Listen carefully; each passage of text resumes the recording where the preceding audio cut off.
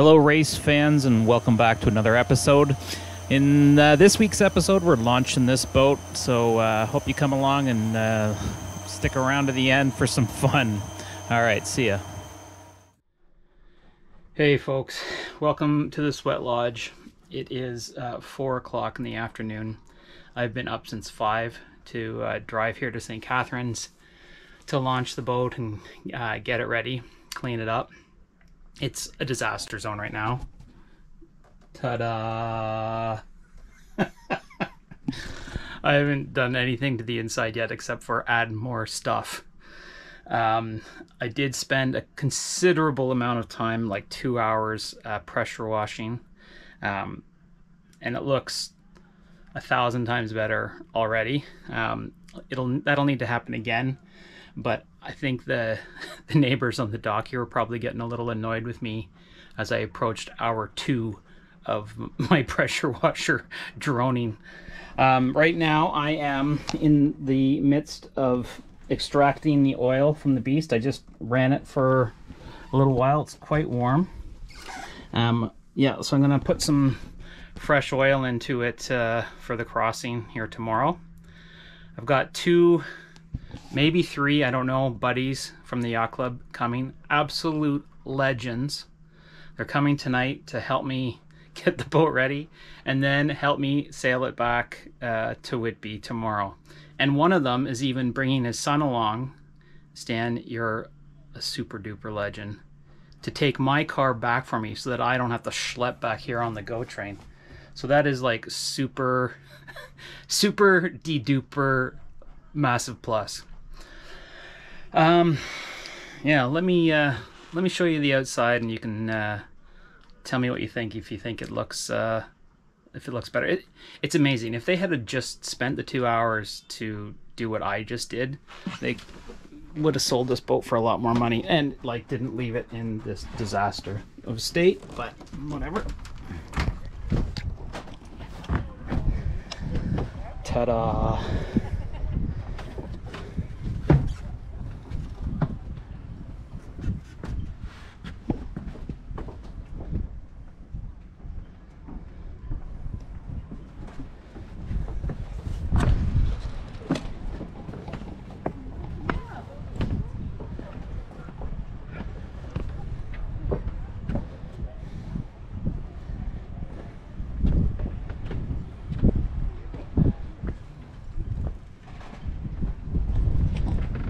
Better, right?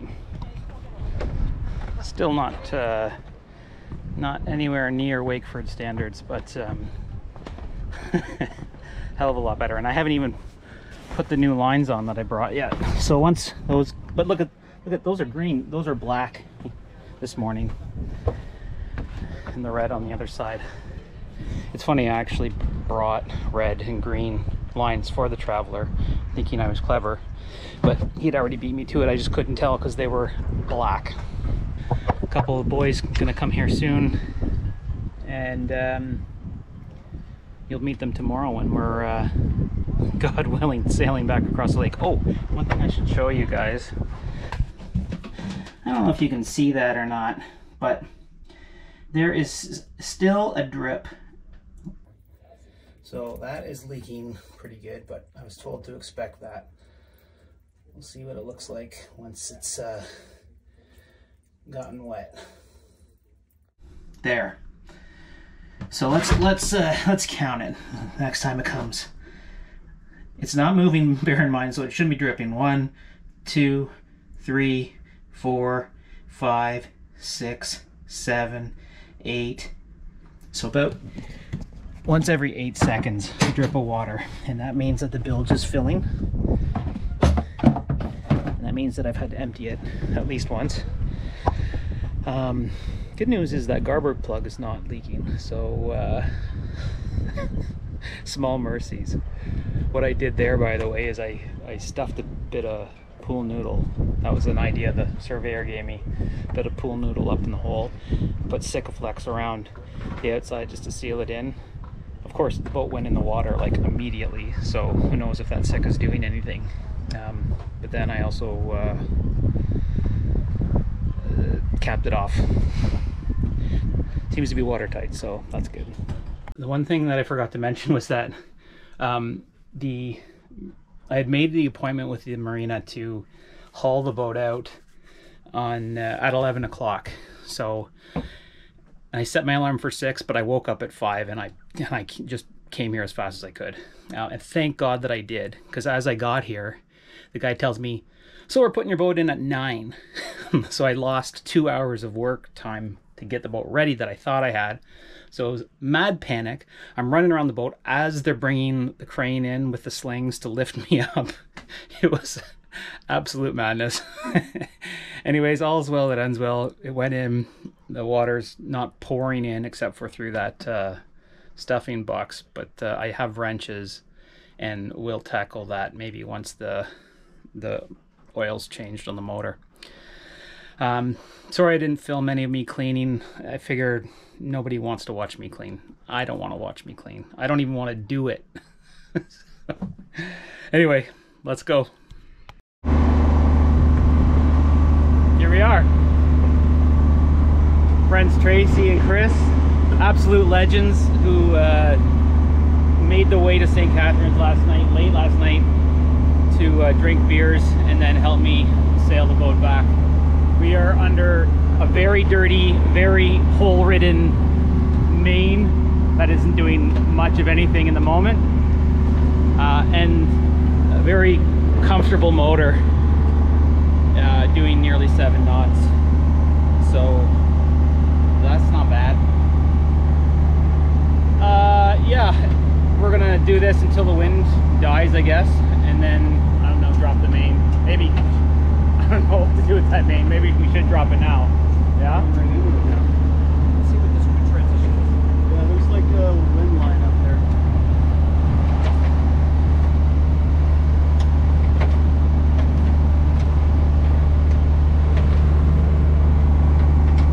We'll see what happens.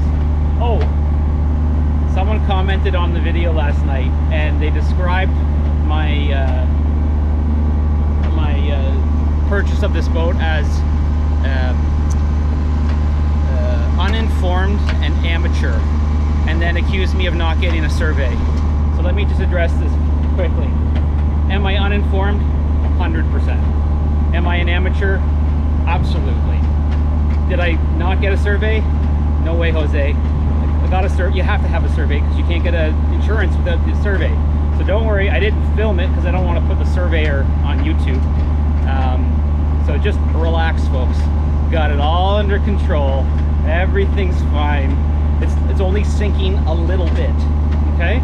So don't worry. So it's gotten a little spicier. We're still running the motor because we're scared of it not wanting to turn on again if we turn it off. So just for the purposes of this delivery and getting her home, we're gonna keep the motor running. The wind's sort of on the nose anyway, so to go directly at our target, we need the help of the motor. But that's all good. We're doing 6, 5, 7 knots pretty steady, even with the bashing that's happening now, which I will show you.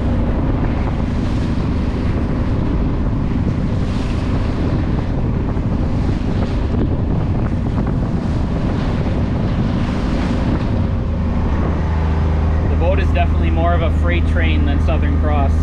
It slices through the water, and that motor is just so much more powerful. We're just absolutely cruising along. So yeah, I went down to do some hand pumping of the bilge because I thought that would be easier, just to pump it using like one of those pump things, like hand pumps, to fill a bucket, than trying to use the whaler, which is of dubious value.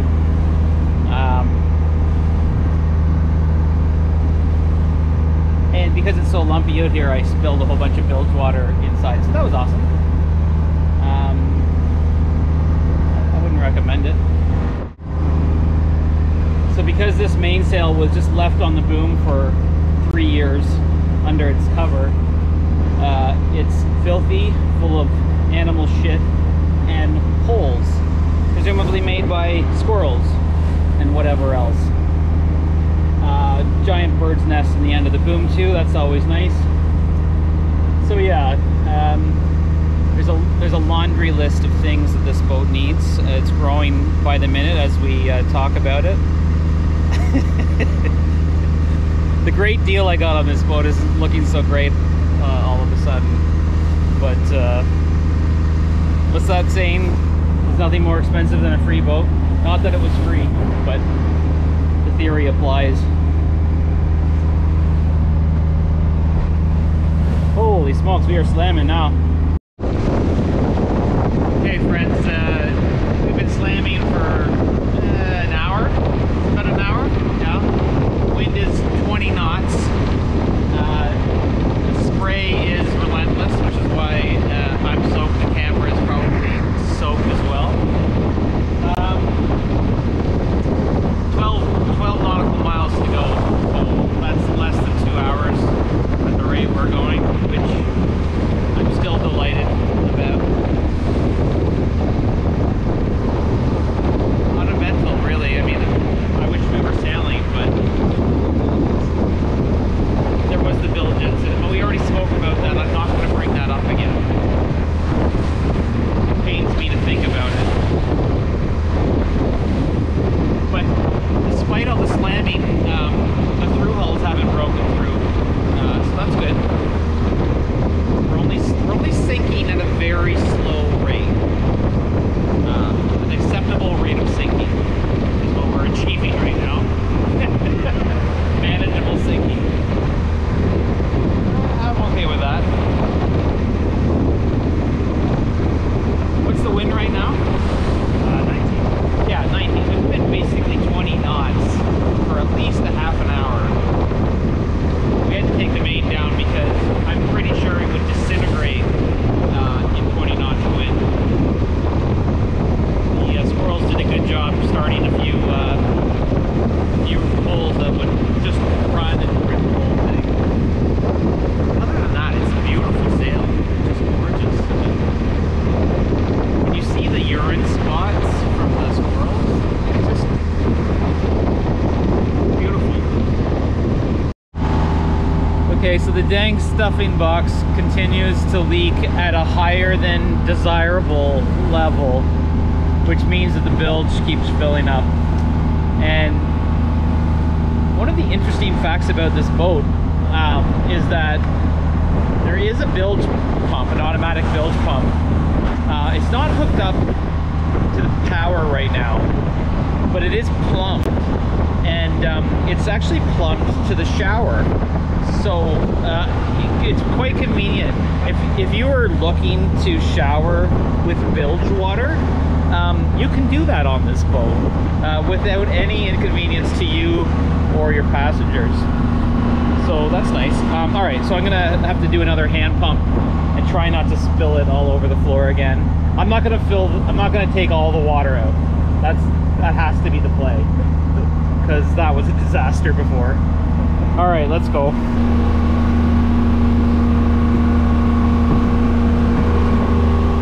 Here's my high-tech device.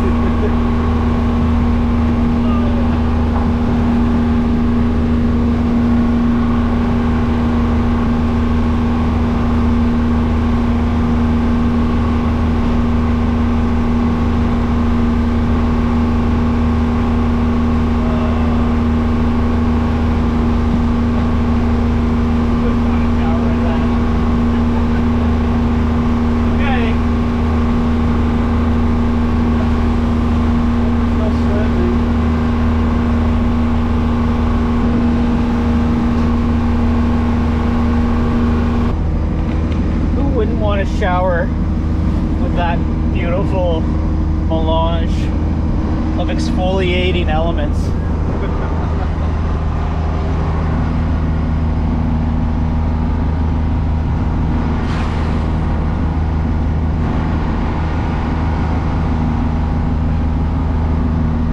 It ain't pretty, but it's how we roll. We did it. We did it, folks. Made it. Woo! Only mild amounts of sinkage, a few mechanical breakdowns. Only like about a pint of bilge water was spilled on your floor. And the rest were saved for later. shower that you're gonna get need. cleaned up. Build shower. Is that a fishing boat just drifting there at the out to the harbor? Is that Eddie there? I think so. He's just asking if anyone's at the dock to help him. His perception of distance is ridiculous. Because look at how long ago he said, "I'm at the mouth of the harbor." Like a half an hour ago, he said, "I'm at the channel." Let's just pull up beside him and be like, slow down, we'll dock, Yeah. we'll catch you, just Right, wait. Yeah.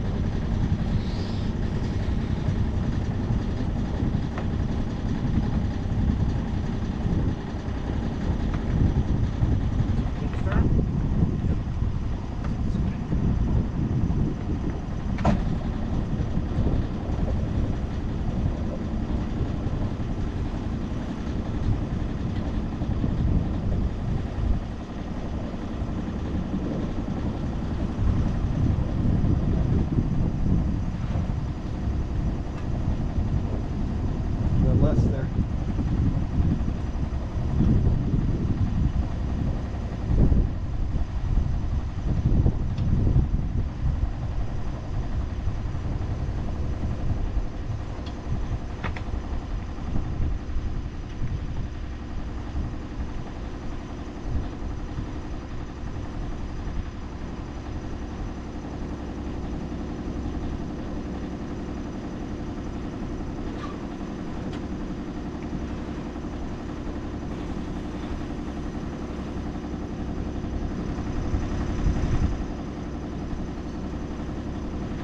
More. Yeah, good, good, good.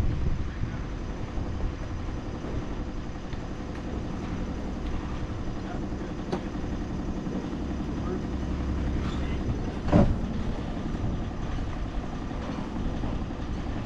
Perfect. Wonderbar. Wow.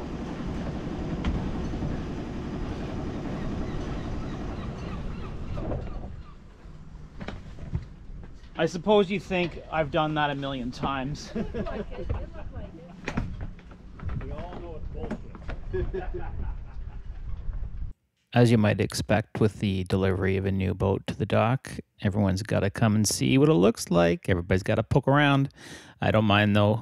I do the same. In fact, I do the same when a new boat arrives. Boat owners love boats. That's the thing.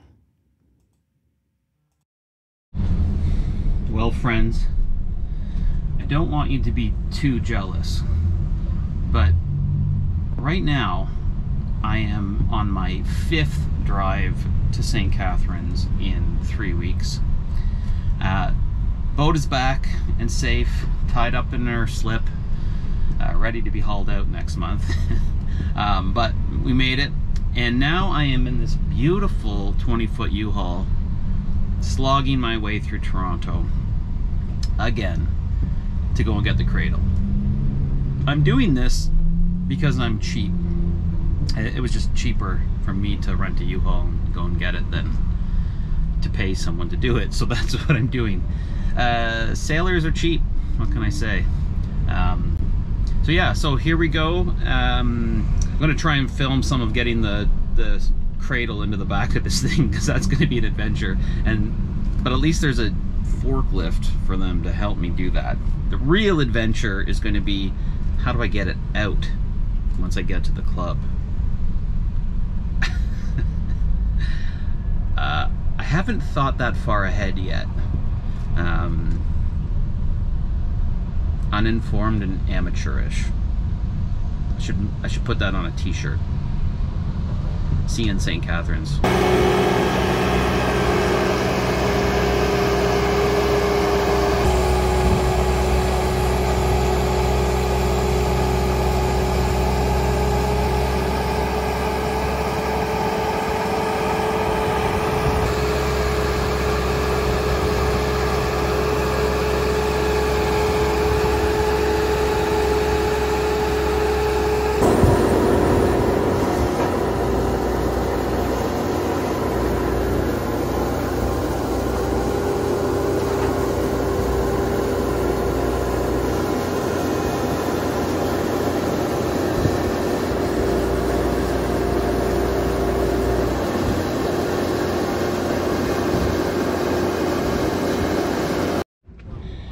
Maybe you've heard the expression, it's better to be lucky than good. That typically applies to me.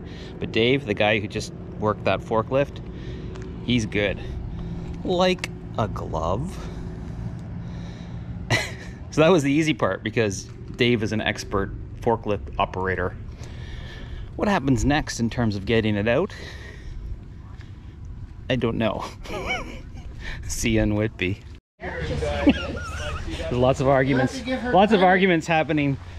This is what we're doing. All right, Lisa. Give her video credit. Which way do I point this? This is way? the front of the camera. So Like going now? that's good. That's perfect. You can back up though. Okay. Watch the wood behind you. Come way over by me. We have to be the length of the rope Here, away. do you want to do this? This is trial and error 1. Let's hope it's...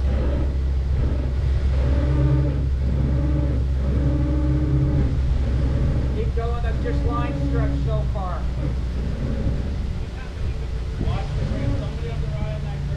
Yeah.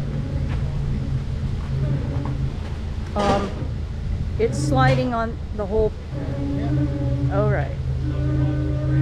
Rob's watching the cradle. Go. Keep going. Is that going to go through the ceiling? If Yes. it levers to the floor. Yes, it is.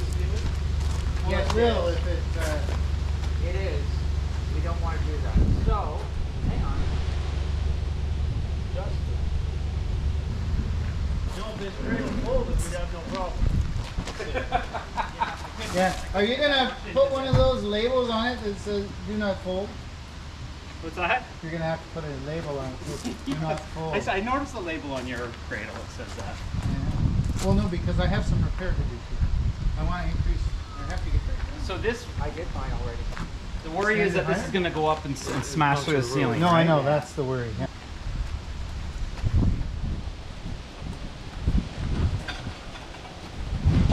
Oh, they're almost perfect.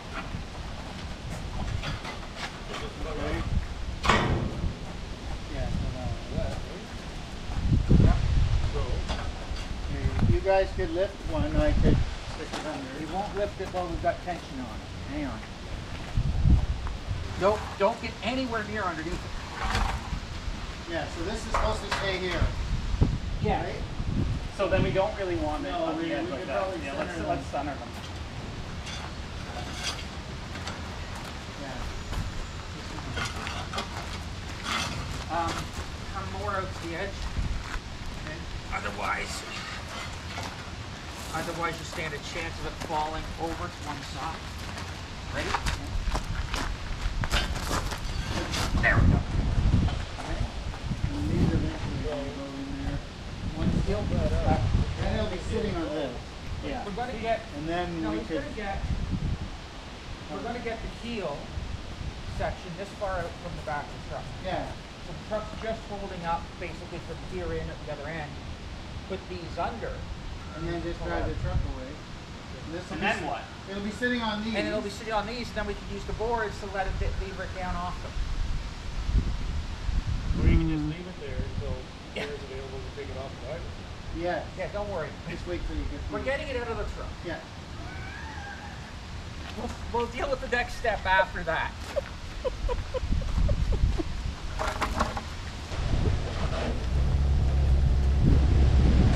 Okay.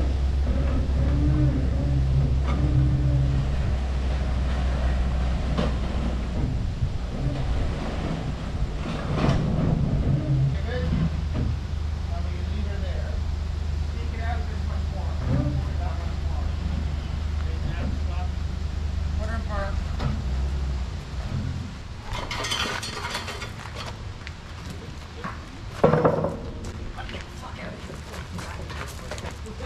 All right, drive away. It's not even on the bed of the truck.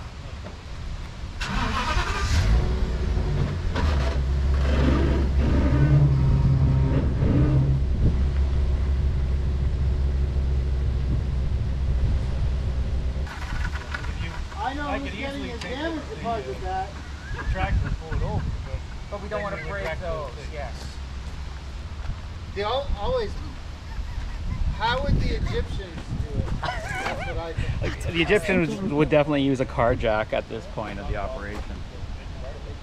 Every time I say that, I say, how would the Egyptians do it? Somebody always answers. See, there's a reason I invited the geniuses to help me here, because I would never have thought of this. Then you gotta be careful. They're working. No, but they can be fixed. This is dangerous. I'm just gonna, for the record, I'm gonna say this looks precarious and dangerous to me. But No, but I'm saying you could. my idea was say, still well, just to drive the truck as fast as I could in a straight line and let it just fly out onto the ground. But this at least didn't damage the truck. A few moments later.